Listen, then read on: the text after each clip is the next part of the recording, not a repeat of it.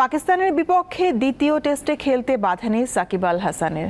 মামলার বিষয়ে legal notice হাতে পাওয়ার আগ পর্যন্ত সাকিবকে নিয়ে আলাদা করে ভাবছে না বিসিবি।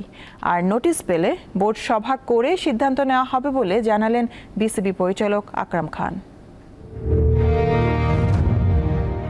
সমালোচনা আর সাকিব এখন যেন সমর্থক শব্দ। তবে তার বিরুদ্ধে হত্যা মামলা কোনোভাবেই মেনে নিতে পারছেন না তার সতীর্থরা। রাওয়ালপিন্ডিতে প্রথমে মমিনুল, পরে একে একে সাকিবের পাশে দাঁড়াচ্ছেন সাবেক ও বর্তমান ক্রিকেটাররা। এবার সাকিবের পাশে দাঁড়ালো বোর্ডও। সভাপতি দুদিন আগে জানিয়েছিলেন লিগ্যাল নোটিশ হাতে না পাওয়া পর্যন্ত সমস্যা দেখছেন না তারা। এবার এক পরিচালকও জানালেন দ্বিতীয় টেস্টের আগে তারা কিছু ভাবছেন না। আইনি কোনো নোটিশ পাওয়ার পর উনি বলেছেন, বাট এখন পর্যন্ত আমি জানা মতো কোনো আইনি কোনো কিছু বিসিবিতে এখনও পাইনি। এটা পেলে তারপর হয়তো বা আমরা সবাই বসে এটা নেক্সট সিদ্ধান্তটা নিব।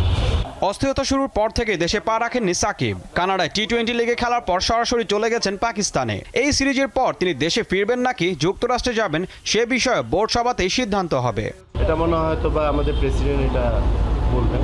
যেদিন আমাদের বোর্ড মিটিং আছে সেখানে হইতে পারে বা তারপরে হইতে পারে। এটা আপনার আমাদের বোর্ড প্রেসিডেন্ট উনি এটা যাচাই উনি এটা সিদ্ধান্ত নেবেন। তবে বোর্ডের পরিচালনা পর্ষদের পরিবর্তন নিয়ে কোনো কথা বলতে চান না সাবেক অধিনায়ক। ঈশান হাসান, দীপ্ত স্পোর্টস।